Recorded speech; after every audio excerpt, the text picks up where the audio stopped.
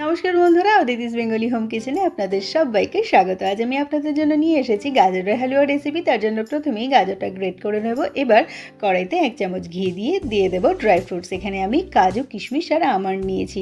একটু লাল লাল করে ভেজে তুলে নিয়ে ওই কড়াইতে আরও 1 চামচ ঘি দিয়ে দেব তেজপাতা। এবার এর মধ্যে দিয়ে দেব গ্রেটেড গাজর। এবার কিছুক্ষণ জোর আছে ভাজা ভাজা করে নেব, তারপর ঢাকা চাপা দিয়ে কম আছে কিছুক্ষণ রেখে দেব। এবার ঢাকা খোলার পর দেখবেন গাজরটা পরিমাণ অনেকটা কমে গেছে আর গাজরটা বেশ সিদ্ধও হয়ে গেছে। এবার এর মধ্যে দিয়ে দেবো দুধ আর দিয়ে দেবো এলাচের দানা আর দেবো লবণ।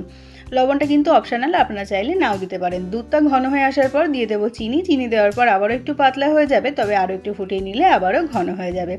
দিয়ে দেবো আগে থেকে ভেজে রাখা ড্রাই ফ্রুটস আর দিয়ে দেবো গ্রেটেড খোয়া ক্ষীর। একটা পাত্রে সামান্য একটু গুঁড়ো দুধ নিয়ে উষ্ণ দুধে গুলে এর মধ্যে দিয়ে দেবো। সমস্ত কিছু একসাথে মেশালে রেডি গাজরের হালুয়া। অবশ্যই এটা ট্রাই করুন।